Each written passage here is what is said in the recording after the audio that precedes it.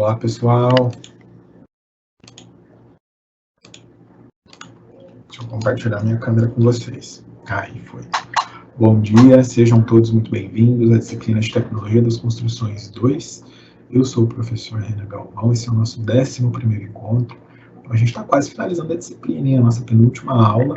Na próxima aula a gente já vai para a última aula, hein? Então, o semestre voou, né, pessoal? Não podemos dizer outra coisa, o semestre voou.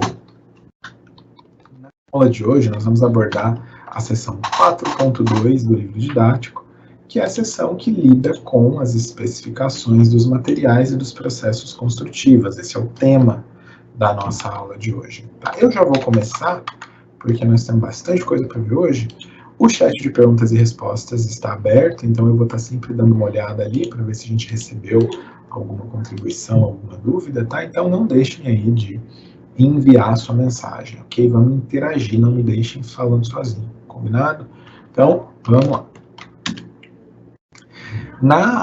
Nessa unidade 4, a gente trabalha com as normas de gestão da qualidade na construção civil, né? Na primeira aula, a gente trabalhou com as normas que vão abordar a gestão da qualidade, SGQ, né, Sistema da Gestão da Qualidade. Falamos da ISO 9000, né, 9001, que aborda a implementação do sistema de gestão de qualidade nas empresas, inclusive, né, na indústria da construção civil. Falamos sobre o programa PBQPH, que também, né, traz várias exigências de qualidade para a construção civil. Conversamos também sobre as ferramentas de controle de qualidade na construção civil. Falamos sobre rastreamento de materiais em obra.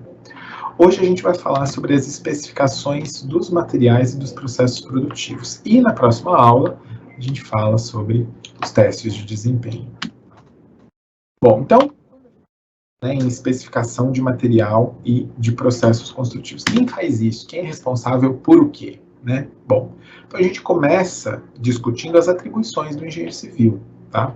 Esse profissional ele pode elaborar projetos e estudos, assim como fiscalizar e dirigir as obras relativas a drenagem e irrigação, construção de edifícios e suas obras complementares, estradas, captação, distribuição e abastecimento de água, tá? Aproveitamento de energia, máquinas, instalações industriais e fábricas, portos, aeroportos, rios e canais. Essas instalações industriais, fábricas, máquinas, a gente está pensando nas suas instalações, tá? Não nas máquinas em si. Isso aí vai ser outros engenheiros, né? Engenheiro mecânico, engenheiro eletricista. Portos, aeroportos, rios e canais, saneamento urbano e rural, urbanismo também, tá? Então, redes de coleta de esgoto, né? Drenagem pluvial, aqui também já incluiu, tá? Então, sistemas de coleta de lixo também, né? Tratamento de resíduos urbanos, né? Aterros, tá? Tudo isso entra em saneamento urbano.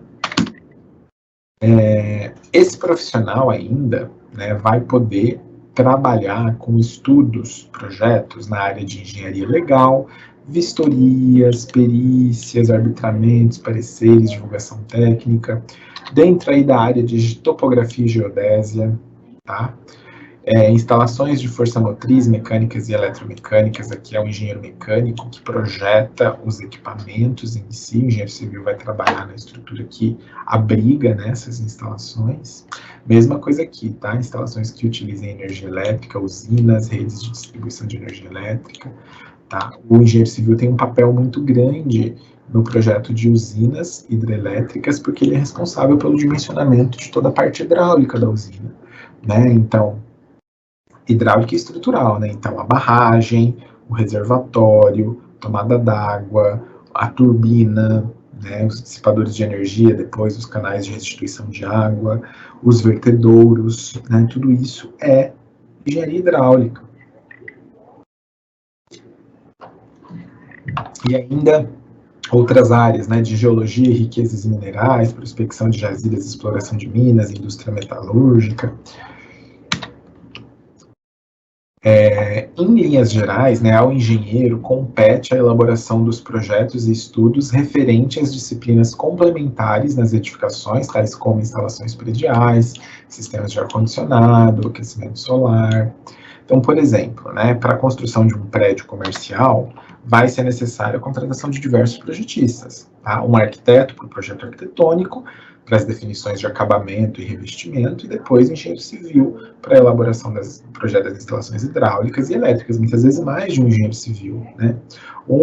Às vezes um engenheiro, dependendo do porte do prédio, né, um engenheiro eletricista para o dimensionamento das instalações elétricas, um engenheiro civil para o dimensionamento da estrutura, um outro para o dimensionamento das instalações hidráulicas, né, as hidrossanitárias. Então são vários, né, um outro para as fundações, às vezes, tá? Então vão existir aí diversos profissionais envolvidos no projeto de empreendimento. Rodrigues e Ruschel constataram lá na sua pesquisa de 2002, foi publicada em 2002, que em habitações de interesse social, tá, o perfil das técnicas e dos materiais especificados era fortemente relacionado à sua tradição no mercado, seu custo e a sua facilidade de aplicação.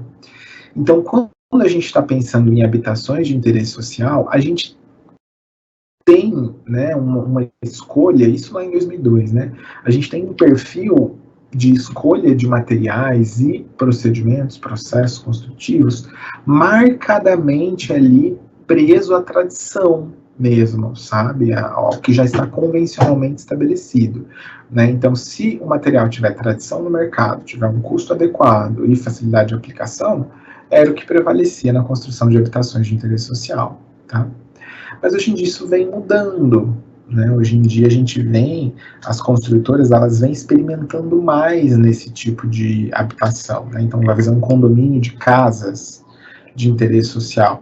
Eles vêm utilizando, embora materiais, às vezes até os materiais nem tão convencionais assim, né, para a estrutura, mas em processos construtivos mais arrojados. A gente vê muitas habitações de interesse social hoje em dia utilizando steel frame, né, para fazer a sua estrutura, ou então, né, às vezes, wood frame nem tanto, é mais comum steel frame, né, ou então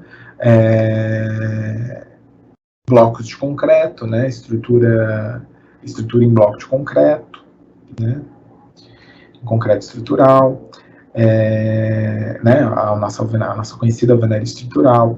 Às vezes você acaba utilizando algum procedimento de lean construction, lá que a gente viu na primeira unidade, né, talvez as paredes de concreto, né, sistemas que tendem aí para uma maior produtividade, ok?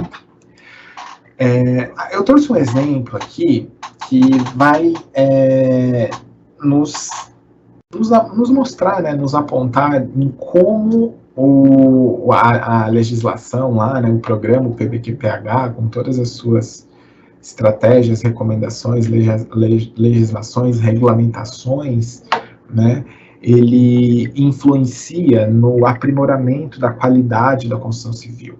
Por exemplo, a concessão do financiamento pela Caixa Econômica Federal, ela está condicionada à especificação de cerâmicas e azulejos como material de acabamento em determinados ambientes. Tá? Ou seja, a Caixa Econômica ela exige que, para financiar a casa, né, determinadas áreas precisam ter, principalmente, né, as áreas molhadas, precisam ter acabamento em cerâmica e azulejo. Se não tiver, a Caixa não vai financiar. Hoje em dia, a Caixa ela já é muito mais exigente, o que tem garantido um padrão mínimo para as edificações, para as habitações de interesse social. Porque aí quem for construir, a construtora, o empreendedor, ele sabe que ele vai ter que seguir as especificações da Caixa para conseguir vender depois, né? Porque vai vender via financiamento, tá? Flores 2011 opta pela escolha dos materiais sustentáveis, tá? Então esse autor, ele aponta que cada escolha é sustentável em contextos específicos, porque ela vai ser impactada por vários fatores: função e uso do sistema, local de aplicação, local da obra, hábitos dos futuros moradores. Tá? Então, todos esses fatores constituem as diretrizes e afetam os requisitos que os projetistas devem levar em conta. Então, por exemplo, eu quero utilizar um material que é mais sustentável, mas se esse material não estiver disponível na região que eu quero aplicar, eu tiver que transportar ele de um ponto muito longe, o que eu vou gastar no transporte desse material já compensou qualquer sustentabilidade que eu fosse ter utilizando esse material, entendeu? Então, localização, né, função, uso do sistema, tudo isso influencia muito, né, e precisa ser considerado em contexto. É muito importante verificar quando a gente está, né, falando de sustentabilidade dentro das nossas escolhas, né, como projetistas na construção civil. É importante verificar o consumo de matéria-prima para a produção do material, né, a emissão de poluentes como dióxido de carbono, tá, a toxicidade dos componentes, como se faz depois o descarte do material, né, como que é esse material como resíduo, e, claro, o consumo de energia na produção do material, tá? Para a gente poder, aí, né, dentro das nossas possibilidades, escolher materiais mais sustentáveis. E vão existir requisitos técnicos aí na nossa escolha, né, para a gente poder estudar, para a gente poder escolher os nossos materiais e, principalmente, aí, as nossas metodologias construtivas. Que requisitos técnicos são esses? Custos, conhecimento técnico da obra e do processo construtivo e a qualificação da mão de obra. Então, não adianta eu querer usar um determinado processo construtivo se eu não tiver uma equipe qualificada disponível para trabalhar com esse processo, né? Com esses materiais, com esse processo. Exigências legais, uso específico e condições de contorno da obra, geração de impactos ambientais, tá? Como que é a geração de resíduos dentro desse processo. E, claro, né, um requisito técnico fundamental, que é durabilidade, desempenho e manutenção. E aqui a gente tem algumas estratégias para melhorar a nossa escolha, né? Uma delas é valorizar a economia local, tá? Então, sempre que possível, né, se você vai fazer um empreendimento em uma região, tente comprar, né, os seus insumos daquela região dentro da medida do possível ali, valorize a economia local, gere emprego e renda para aquela economia, né? Escolher itens mais duráveis e versáteis. Pensa bem, né, quando a gente fala de sustentabilidade, que obras duráveis são muito sustentáveis, porque daí eu vou precisar sempre construir menos obras. Se uma obra é muito durável, eu preciso construir menos obras, porque ela vai durar por mais tempo. Então, isso vai me gerar um menor consumo de materiais e menor geração de resíduos. Então, durabilidade, né, escolha de materiais duráveis é uma questão central na discussão de sustentabilidade na construção civil, né? E ainda, estar atento ao momento da manutenção. A gente viu na aula passada a importância das manutenções preventivas, né, antes de ter que fazer uma manutenção corretiva, e priorizar aquela escolha de material e de metodologia construtiva, escolher, né, priorizar aquela que gere menos resíduos e entulhos. Bom, né, a gente passou por alguns pontos principais sobre escolha de materiais. Eu gostaria de trazer como assunto da nossa aula de hoje a compatibilização de projetos, tá? Então, nós sabemos hoje em dia, né, ainda mais, né, pensando que hoje em dia nós utilizamos muitos softwares para fazer os nossos desenhos, os nossos dimensionamentos de desenhos, a gente sabe que eu acho muito engraçado, porque muitas vezes a gente, né, usa aquele discurso,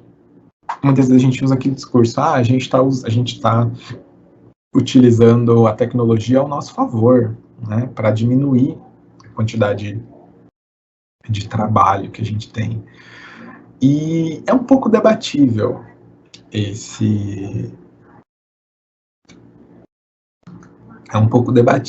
essa afirmação, porque eu não acho que diminui a quantidade de trabalho.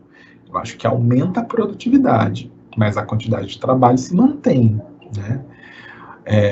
Hoje em dia, né, mas a grande vantagem é que hoje em dia os projetos eles estão mais detalhados, né, mas o número de pranchas aumentou muito, né, antigamente que era tudo manual, né, muito tempo atrás que os projetos eram todos desenhados manualmente, né, o número de pranchas era mais reduzido, tá?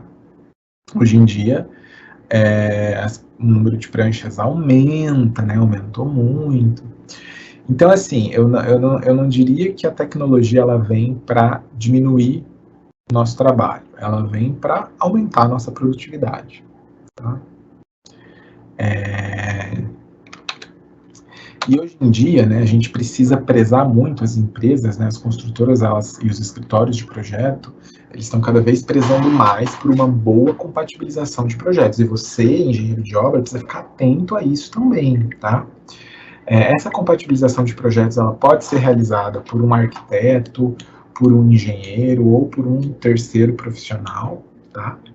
E essa compatibilização é uma atividade de gerenciamento e integração, tá? A palavra-chave, integração de projetos correlatos em busca da adequação entre eles e do alcance do padrão demandado pelo SGQ, pelo Sistema de Gestão da Qualidade da Obra.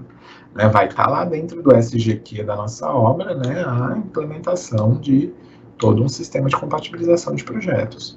Basicamente, compatibiliza projetos, o que a gente está fazendo é uma sobreposição de projetos, tá? Buscando aí eventuais interferências de um projeto em relação ao outro.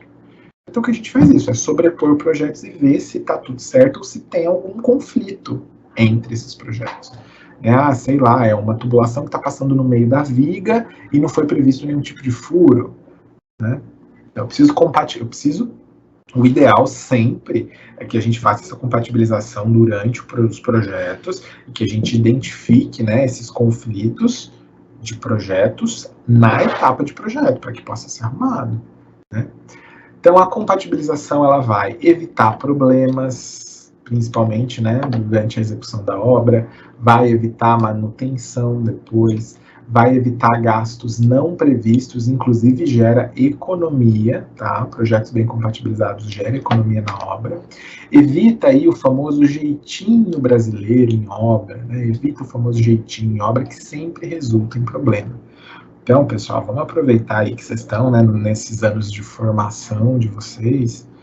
Então, né, vamos tirar aí essa cultura de obra, de dar um jeitinho, de improvisar, de tomar decisão de última hora, né? Vamos tirar isso aí da nossa cultura profissional e empresarial, né? Vamos esquecer esse jeitinho aí, tá?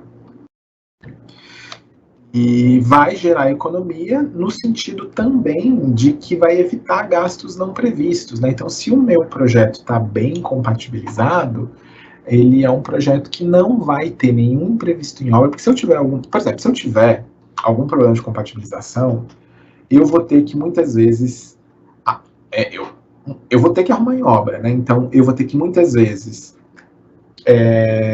quebrar alguma coisa, gerar entulho, refazer, retrabalho, né? Perder algum material, substituir algum material. Tudo isso me gera gastos, né?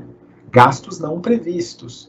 Então, se eu tenho um projeto bem compatibilizado, todos esses gastos já saem aí da minha lista, né, da minha carteira aí. Esse gráfico aqui é um diagrama da lei de Sitter, tá? Que ele vai trazer um ponto muito importante, tá? O quanto antes eu fizer a minha intervenção e corrigir o meu problema, menor, tá, será o meu custo. Então, se eu cruzo os eixos aí de custo relativo à intervenção versus o período do tempo, eu encontro uma curva, uma parábola, né, uma espécie de parábola, onde eu vou tendo diversos períodos aqui na minha linha de tempo, tá, no meu eixo do tempo. Veja bem, se eu preciso fazer alguma intervenção na minha obra, eu percebi algum conflito, tem alguma coisa errada, eu tenho que fazer corrigir alguma coisa, tá? Tenho que fazer uma intervenção. Se eu detecto essa intervenção na etapa de projeto, o meu custo é praticamente nulo, tá? O meu custo é muito pequeno. Agora, se eu identifico o que eu preciso fazer na etapa de execução, aí eu já começo a ter custo. Né? Ó, veja que se eu preciso fazer uma intervenção na etapa de execução, esse custo ele já aumenta, né? Ele vai de mais ou menos 1 aqui para 5, ele já quintuplica, né? Mas tá razoável ainda, né? Tô ali na execução, na hora que eu tô fazendo, percebi, já arrumo. Não é o ideal é estar tudo bem compatibilizado e identificar tudo em projeto, mas identifiquei na execução, menos mal. Agora, imagina se eu entrego a obra, tá? E depois eu tenho que fazer uma intervenção com a obra entrega, numa etapa aí de manutenção preventiva, né? Aí esses custos já aumentam, ó, já vai de 5 para 25, né? Quintuplica de novo.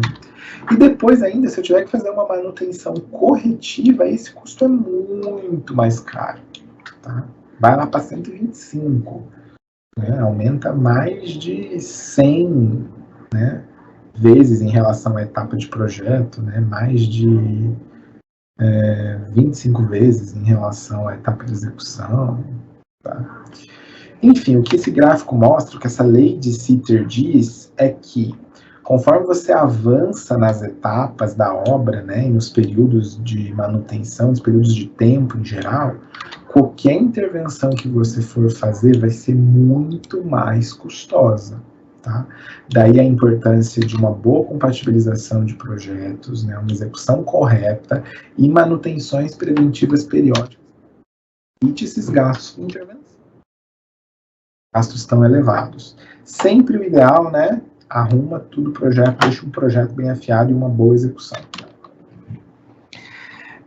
As correções, elas serão mais duráveis, mais fáceis de executar e mais baratas quanto mais cedo forem executadas. É essa a principal conclusão da lei de Sitter quando a gente olha aquele gráfico, né? Quanto mais cedo a gente executar essa intervenção, essa correção, mais duráveis, mais fáceis de executar e mais baratas elas serão. Pode-se observar que o custo relativo da intervenção aumenta com o aumento de tempo levado para realizá-la. Outro ponto é que conforme se passa de uma etapa da obra para outra, o custo também aumenta, né? Ele vai se quintuplicando, tá? Por isso é importante tentar detectar tudo no projeto. Tá? Não deixar isso para arrumar esse erro depois que a obra está entregue, né? Aí, meu filho, aí é dor de cabeça, viu? Nós temos aqui alguns problemas, né, algumas imagens aí de como não fazer, né, faltou compatibilização de obra, faltou compatibilização de projeto aí, e depois na obra, né, os projetos não estavam compatibilizados, e aí na obra, o cara deu um jeitinho, né, complicado.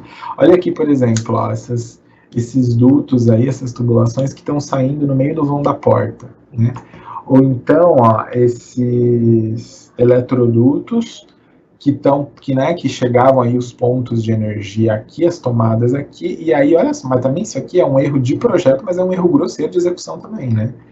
Porque como é que você faz um negócio desse aqui, ó? Rasgou, cortou esse pilar, parece que tem uma armadura aqui por fora, tá muito esquisito isso aqui. Aqui, ó, é interessante, né? Uma placa de sinalização bem na frente da câmera, né? Essa câmera aqui não vai pegar nada, né? Essa câmera de vigilância. Tá? Então, você tem vários problemas de falta de compatibilização de projeto. E aí você compatibiliza projeto, então, né? Compatibilização de projetos, pessoal, ela é um pouco trabalhosa no sentido de que envolve todos os projetistas. Então, todos os projetistas precisam trabalhar em conjunto para que o projeto fique compatibilizado. Existem diversas metodologias. Tem essa primeira metodologia, que é a metodologia Extranetes, que se baseia na comunicação entre os projetistas e o desenvolvimento de um ambiente colaborativo. Tá? Então, é você manter todos os projetistas em contato, né? Criar um ambiente colaborativo, os projetistas se comunicando, né? Surgiu uma dúvida do hidráulico, Liga lá para o estrutural, estou precisando passar aqui uma tubulação no meio dessa viga, o que será que a gente pode fazer? Tem como prever um furo ou é melhor eu desviar? Tá?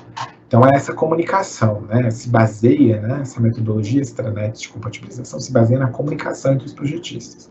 Aí nós temos a outra metodologia, que é a de sobreposição de projetos, que por meio de ferramentas computacionais, com a criação de um modelo 3D único, alimentado com todas as informações dos projetistas, é feito essa compatibilização. Né? Então, aqui é sobreposição de projetos. Nós criamos um modelo único. Tá? Às vezes, essa compatibilização pode ser feita no plano, em 2D mesmo, tá?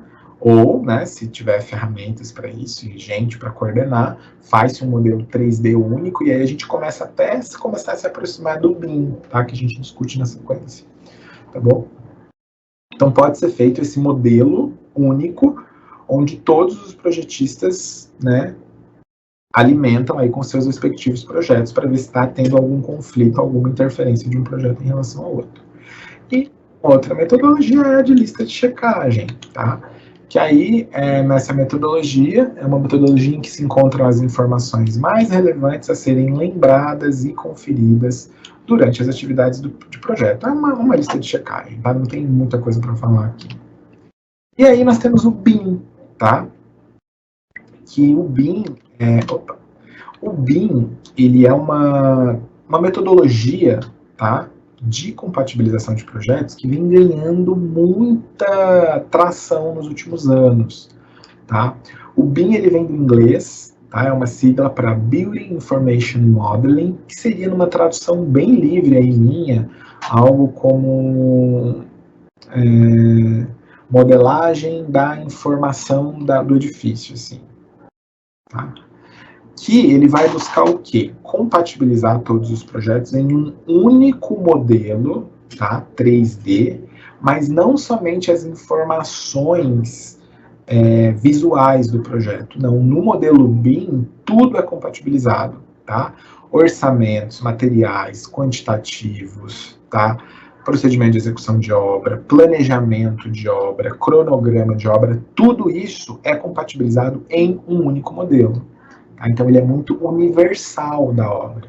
Ele é muito importante para todas as etapas da obra, né? Todas as etapas do empreendimento. Então, no BIM, né, Building Information Modeling, empregam-se ferramentas computacionais capazes de gerar um banco de dados, tá, materiais e quantitativos retroalimentado pelos profissionais envolvidos. Tá? Então, não é somente um modelo visual, tá? É de fato um banco de dados com todas as informações nesse, né, alimentado pelos profissionais nesse banco de dados. Esses programas devem ser capazes ainda de retornar informações úteis às outras etapas do empreendimento, né? Então, quando estiver fazendo planejamento, orçamentação, execução de obra, todos os profissionais responsáveis por essas etapas vão consultar o BIM, né? Esse modelo BIM do empreendimento, tá? Vamos discutir mais sobre metodologia BIM na nossa situação problema, ok? Mas antes de ir para a situação problema, abordar mais alguns aspectos do BIM, eu gostaria de abrir um momento para dúvidas, tá? Até aqui, pessoal, alguma dúvida? Eu vou abrir alguns minutinhos para as dúvidas, espero a sua contribuição, seu questionamento. Eu volto já daí para a gente resolver a nossa SP, tá? A situação problema da aula de hoje é sobre BIM, tá? Então eu vou deixar alguns minutos em aberto para as dúvidas e eu volto já com a SP. Enquanto isso, vamos conversar, vamos interagir, ok? Eu vou ficar de olho aqui no chat de perguntas e respostas. Eu volto já.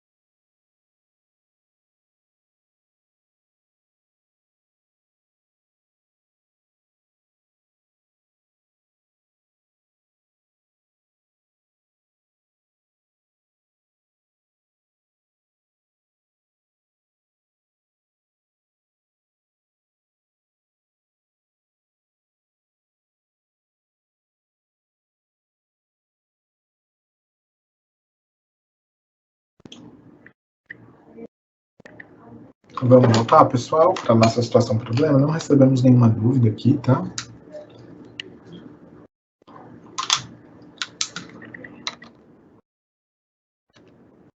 Então, vamos lá. Bom, essa é a SP da aula de hoje. Você é um profissional da construção civil, com bastante experiência em projetos diversos e com atuação em obra.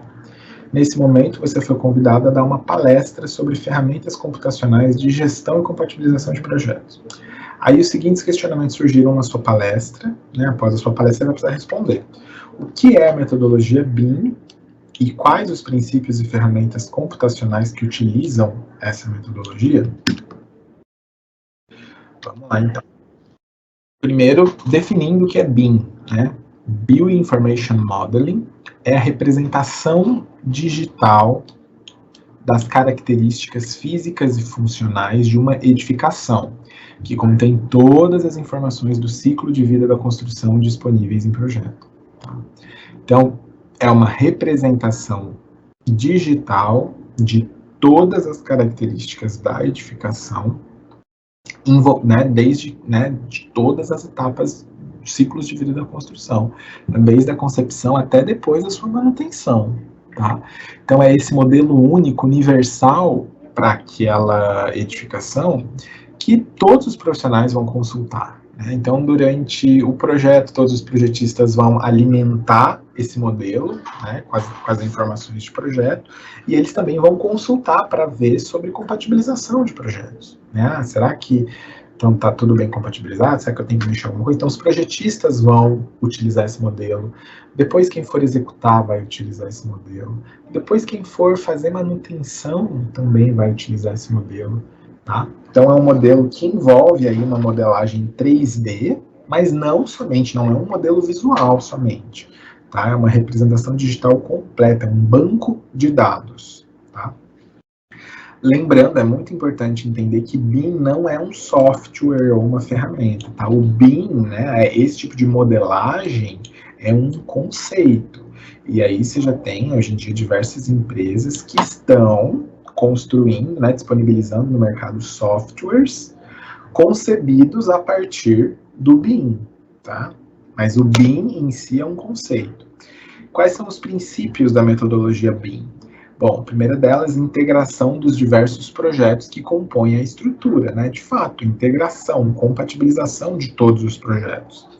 Outros princípios, informações acerca dos materiais, as suas quantidades e os seus custos. Então, todos os quantitativos e custos de orçamentação de obra está inserida nesse modelo também. Criar, gerenciar e acompanhar cronograma de obras. Então, toda a fase de planejamento e cronograma das atividades está dentro desse modelo. Tá? Por isso que a gente diz que é um modelo único, universal, que representa a edificação. Né? Porque ele é um banco de dados muito completo sobre a obra. As ferramentas, tá, dessa metodologia devem ser capazes de gerir todas as informações que estão sendo alimentadas no modelo e retornar em nível de projeto uma visualização do todo, geralmente em 3D. Tá? Geralmente o que a gente vê, a representação visual que a gente vê desse modelo é uma representação 3D com todas as informações, a gente vai consultando todas as informações. Tá? Então, em linhas gerais, né, o conceito BIM ele vai partir de um modelo compartilhado por vários envolvidos aí no ciclo de vida da obra, tá? Então, pelos engenheiros civis, pelo arquiteto, pelo construtor, pelo gestor da manutenção, pelo coordenador do empreendimento, do projeto como um todo, pelo proprietário do edifício.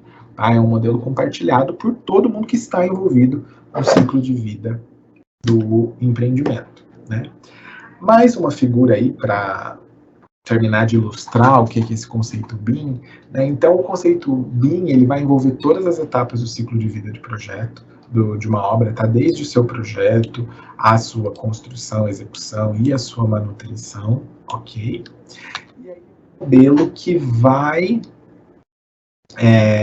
ser composto por todas as informações de projeto, de planejamento da obra, tá? Então, é um modelo que envolve o projeto conceitual, projeto básico, os projetos executivos, todo o projeto detalhado, todas as simulações da minha estrutura, dos meus sistemas também estão presentes nesse modelo, né?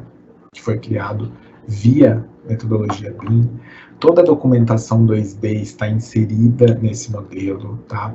As etapas previstas aí para execução, né, dos meus componentes, do meu edifício em si, toda a logística de construção, cronograma de obras, quantitativos e orçamentos, tá? Tudo isso está no meu modelo. E depois até mesmo, né, a operação de, pensa, né, um modelo que tem tudo do meu edifício, quanto interessante que isso não é para os serviços de operação e manutenção depois da minha edificação, né? Você acessa, você sabe exatamente onde está tudo, não precisa ficar revirando 1 milhão de papéis, tá? Então é uma maneira muito interessante que vem revolucionando a maneira como a gente enxerga, né, gerenciamento de projetos, tá? Dentro da construção civil. Muito bem, pessoal.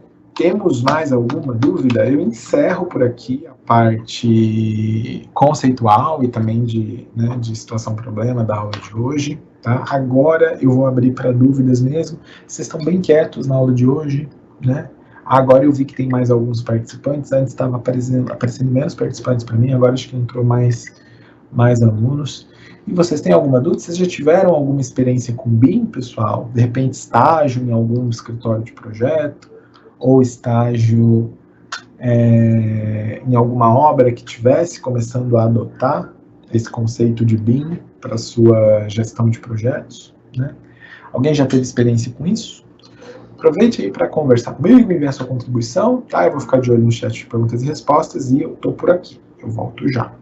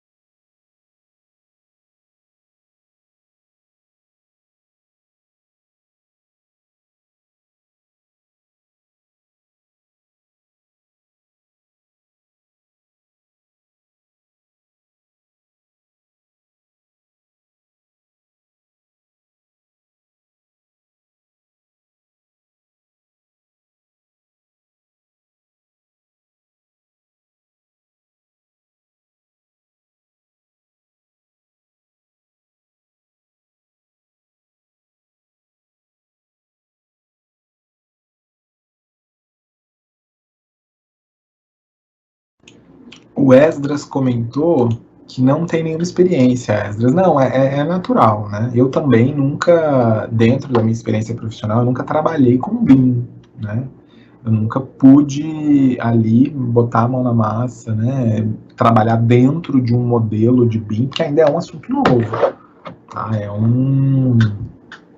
Ele já vem se estabelecendo, né? Já vem se discutido muito sobre BIM, já vem sendo utilizado já bastante pelas empresas, mas é um assunto bem recente. Para vocês terem uma noção, eu lembro que eu entrei no mestrado em 2015, eu entrei no mestrado. E eu lembro que no ano que eu entrei no mestrado, em 2015, estava começando a linha de pesquisa sobre BIM dentro do meu programa. Eu não trabalhei com isso, né? Mas eu lembro que tinha uma orientadora que orientava um dos alunos que entrou na mesma turma que eu, ele trabalhava com BIM. Então, se pensa, né, se na academia, né, se na universidade, né, é um assunto novo, tá? E geralmente a universidade é pioneira, né, nos estudos, então, claro que é um assunto muito recente mesmo, né, dos últimos anos, de fato. Tá? Vamos lá, temos mais alguns minutos pela frente, pessoal.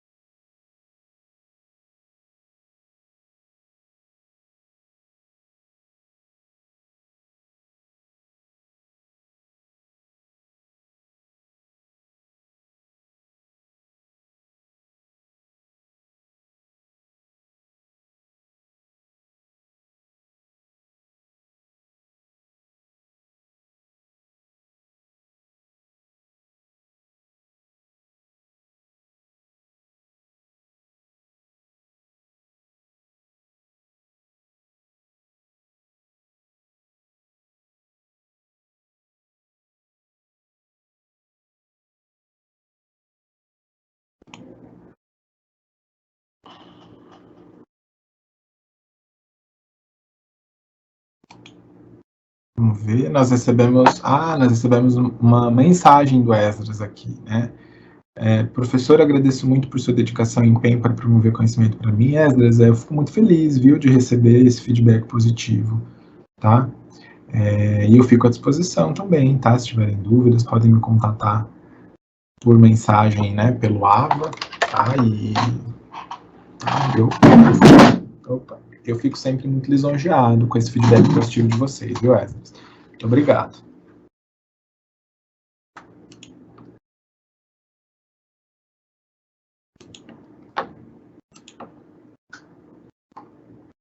Que bom, Esdras, fico feliz de ouvir isso, viu? É bom saber que a gente causa um impacto positivo na vida dos alunos, né?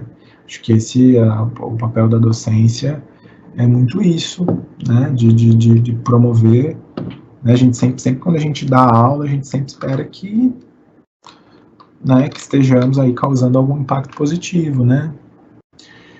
Muito bom ouvir isso, Esdras. E continue aí firme, estudando aí na graduação, viu? Se dedique bastante.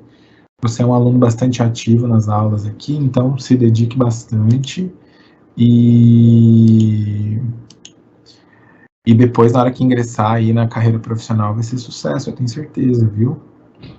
Um aluno que aparece aqui como anônimo, ele disse o seguinte: gostaria de fazer o curso Revit presencial, não consigo pessoas que ofereçam o curso na cidade de Uberlândia, Minas Gerais.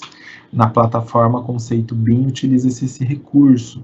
O Revit, ele nós temos, aí é que tá, né? O BIM, ele é um conceito, né? E existem vários softwares hoje em dia que utilizam esse conceito BIM nos seus programas, né? O Revit é um deles, tá? O Revit você consegue fazer muita compatibilização, tá? De projetos. Modelos, né, tridimensionais muito interessantes. Então, o Revit é um bom exemplo de software que adota conceitos BIM, embora que de maneira limitada ainda, né? Nós estamos pensando mais no nível de compatibilização de projetos, mas ele faz. O Revit usa conceito BIM, e o Revit tem se popularizado muito, né, pessoal? O Revit ele tem se tornado muito popular para projetos em geral, né, em especial projetos arquitetônicos, né?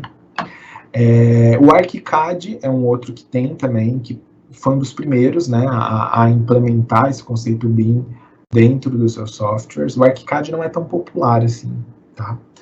Mas Revit e ArchiCAD eles utilizam. Então as empresas, elas começam, né, a adotar esse conceito dentro de seus programas, tá? É bem natural, né? Então o aluno anônimo lá de Uberlândia tenta, se não está conseguindo, né? Uberlândia é uma cidade grande, se você não está conseguindo presencial, tenta ir se adaptando aí no online por enquanto, né? Eu acho que a demanda por cursos desse tipo vai tender a aumentar nos próximos anos, viu?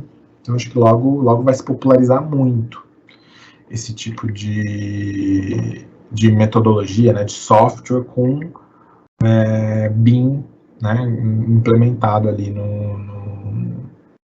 na sua rotina, né? Com plataforma BIM implementada na rotina. Vai se tornar bem comum. Pessoal, meu tempo acabou, eu nem vi. Né? Passamos uns minutos aí, ó.